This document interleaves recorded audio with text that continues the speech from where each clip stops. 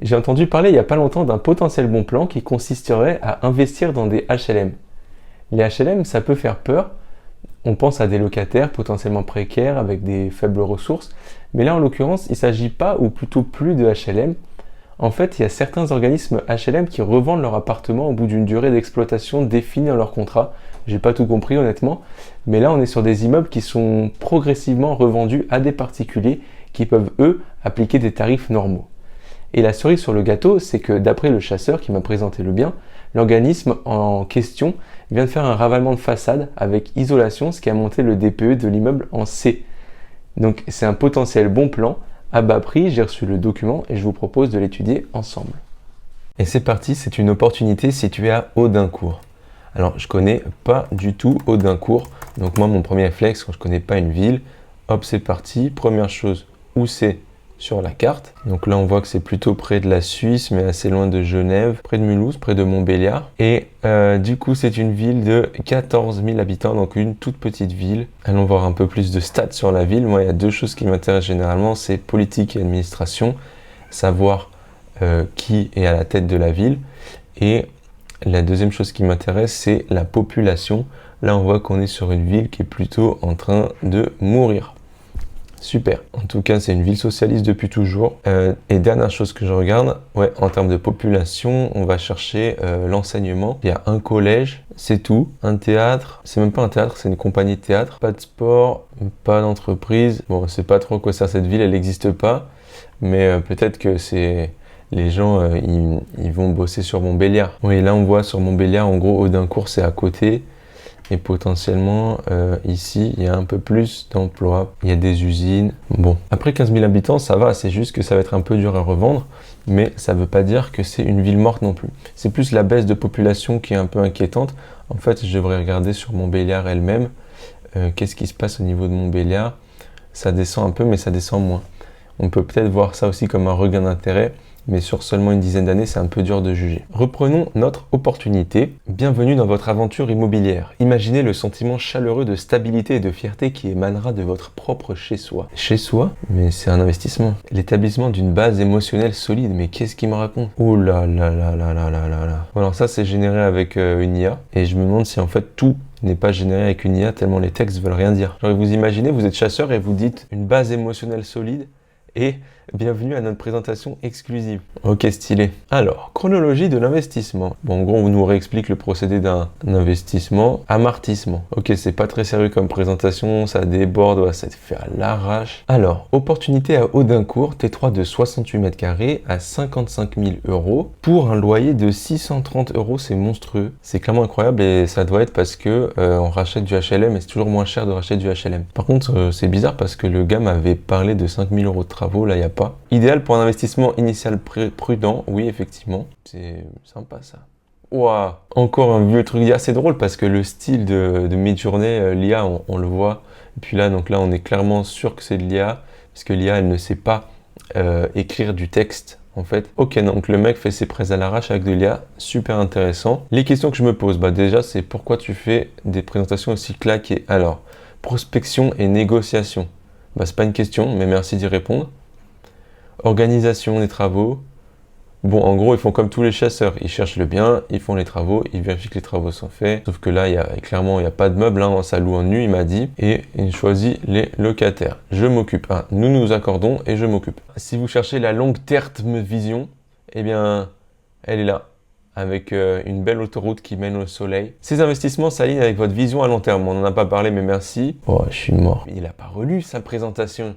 C'est pas possible. Je suis abasourdi par la nullité de cette présentation.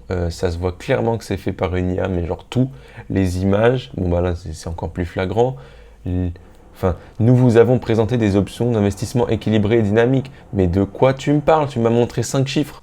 Belle photo d'un lac, pas très intéressant. Ah, la ville. Alors, est-ce que c'est écrit par IA ou pas? Mais c'est... Voilà, mais ça, c'est des phrases, voilà, ça, c'est des phrases de ChatGPT, genre, personne n'écrit ça. Et là aussi, c'est cramé, il y a une majuscule à chaque mot. À part le bullshit, on voit qu'il y a Citroën à côté, et potentiellement, il y avait les usines qu'on avait vues tout à l'heure. Donc, effectivement, il y a des gens, il y a du travail, et c'est accessible par TGV, donc ça, ce sont des bonnes choses. Il faudrait vraiment se rendre sur place pour se rendre compte, parce que pour l'instant, ce sont que des mots. Mais, ok, il y a potentiellement un intérêt dans cette ville. Là, qui est des prix accessibles, eh bien, il faut qu'on regarde ça. Il faut qu'on regarde ça nous-mêmes. Audincourt, 1344 € le mètre carré avec des quartiers à 1500 et des villes à côté beaucoup plus chères. On va regarder rapidement si je cherche un T3. 55 000, ça se trouve c'est lui. 120 000, 77 000, 65 000. Ok, donc ça varie de ouf. Là, j'ai des trucs à 1800 le mètre carré, bien chargés. Et ici, des trucs qui tournent autour de 800. Là, c'est 800 aussi. Bref, sur les prix, on est pas mal. Et maintenant, ça gérait aussi de regarder au niveau de la location. Qu'est-ce qu'on nous propose? 580 €, 577 €, 521 €. Alors là, je suis un peu loin des 630 € annoncés. Ça fait quand même un billet en plus. Le maximum, c'est 580. Il ressemble à quoi? Bah, c'est un appart. Et n'oubliez pas, le succès est à portée de main. Il suffit de le saisir. Continuons un petit peu dans l'histoire. 11 boulangeries et 5 supermarchés, c'est pas rien. 57 restaurants, c'est beaucoup aussi. Bon, au niveau des statistiques, moi, je sais pas lire ces statistiques, mais je vois qu'il y a beaucoup de retraités par rapport au reste. Je sais pas quoi en penser du tout. Un bon 60% de couples et pas de diplôme. Ah oui, ces stats-là, je les avais vus. Alors déjà, le plus grand nombre d'entreprises, c'est juste des gens qui louent leurs trucs. Je sais pas quoi penser de ça. Passons donc aux chiffres clés. La rentabilité moyenne dans la ville est de 9,7%. On voit bien que du coup, c'est une ville où il y a peu de propriétaires, ou en tout cas une ville dans laquelle les gens n'arrivent pas à acheter, parce que 9,7%, c'est monstrueux. Généralement, on va plus tourner entre 5 et 7. La tension immobilière, je veux bien savoir comment elle est déterminée. Les prix auraient évolué de 48% en 5 ans, ça c'est facilement vérifiable. Audincourt. Et c'est faux, voilà, c'est en train de se péter la gueule à une vitesse grand V. On est en train d'investir dans une ville où le prix est en train de dégringoler tout simplement. C'est génial. Probablement en réalité à cause de l'impact de la hausse des taux qui a dû vraiment frapper en pleine tête les habitants de ces villes-là qui sont pas très riches. Ah, donc là, on nous donne l'adresse, intéressant. Donc, c'est au 1 cours de l'Orangerie. Chauffage, gaz, DPEC. Les charges de propriété sont de 130 € par mois. Taxe foncière de 650. Et si on va au 1 cours de l'Orangerie et qu'on regarde un petit peu tout ça. Ok, donc l'immeuble a l'air propre, il y a de la place. Il y a des petits parkings. Je sais pas si c'est une place de parking qui vient avec l'appartement d'ailleurs, à voir. Donc, tout ça, des anciens HLM. Si on regarde par rapport à la ville, histoire de vérifier, on n'est pas loin de ça m'a l'air plutôt au centre de la ville. Pas du tout, c'est en périphérie. D'où la place qu'il y a et des petits arbres. On reprend et ensuite on fera une simulation de rentabilité. Donc on nous remet toutes ces infos là et on nous montre des photos de la résidence. C'est celui qu'on vient de voir. Entrée, ok, c'est relativement propre. La cuisine est à refaire parce qu'elle donne vraiment pas envie, m'a-t-il dit. Je veux bien le croire, il n'y a rien du tout. Donc ça effectivement à monter une cuisine, elle va coûter environ 5 000 €.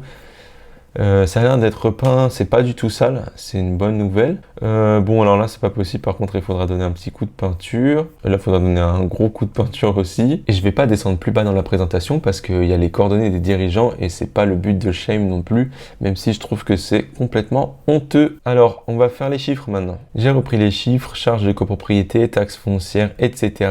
Je les ai tous rentrés dans Horizon.io, un simulateur de rentabilité. Et le résultat est sans appel, même en ayant un crédit sur 25 ans, on a un cash flow de moins 21 €. Parce que si on regarde, on a 631 € de loyer, ok, mais on a beaucoup de charges et beaucoup d'impôts. Alors les charges dans le détail, c'est quoi? Il y a la taxe foncière, l'assurance de l'emprunt, d'accord, je vais mettre sur l'année 1. Les charges non récupérables, ok, bon, 130 €. Peut-être qu'on pourrait en récupérer un petit peu, sur le locataire. Je vais changer ça tout de suite, on va modifier. Dans les modifications avancées, sur les charges, il y a les charges qu'on a écrites, donc charges locataires, on va se mettre sur les 130 €. Imaginons qu'on en récupère 80. Hop, ça y est, je passe en cash flow positif. En réalité, il y a une deuxième statistique que je considère assez fausse dans cette histoire. Au-delà de dire, ok, on arrive à avoir un crédit sur 25 ans, ce qui est assez rare en locatif, admettons le loyer. Le loyer qu'on a vu sur du 70-80 mètres carrés, c'était plus du 580 €. En admettant un loyer de 580 € comme on l'a vu tout à l'heure, on arrive à l'équilibre à peu près. Et franchement, c'est pas mal parce que j'ai pas mis d'apport. Donc je pense que si vous cherchez quelque chose qui s'autofinance sur Audincourt, ça peut se trouver de manière assez facile.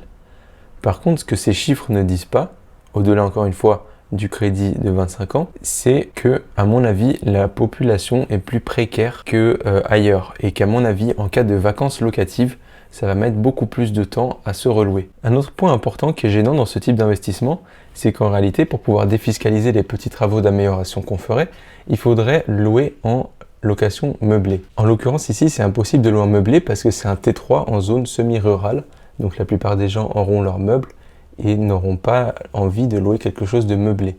Donc ça nous ramène dans un régime qui est déficit foncier au réel, mais c'est beaucoup moins avantageux que le LMNP. Et au final, on voit que ça vient gréver notre rentabilité de manière monstrueuse avec 117 € d'impôt par mois à partir de la deuxième année. Là où un LMNP serait à 0 et du coup aurait un cash flow de 117 €. En conclusion, bien que cet investissement soit intéressant, de par son cash flow à l'équilibre sans le moindre apport, je trouve que dans une ville comme ça, avec si peu d'habitants, avec une démographie en baisse et avec des locataires assez précaires avec un gros taux de chômage, ça vaut pas pour moi le coup d'investir sur des opportunités comme ça, malgré les 12% théoriques de rentabilité.